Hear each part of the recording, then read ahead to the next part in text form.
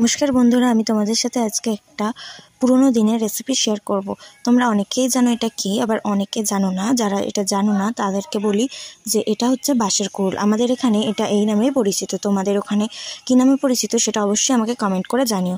प्रथमे बाँशेर कुड़ुलटाके भालो करे छाड़िए माझखाने नरम अंशटा केटे निलाम। एरपर एगुलो भालो करे धुए छोला दिए बाँशेर कुड़ुलगुलो নুন আর হলুদ গুঁড়ো দিয়ে প্রেসার কুকারে একটা সিটি দিয়ে ভালো করে সেদ্ধ করে নিলাম।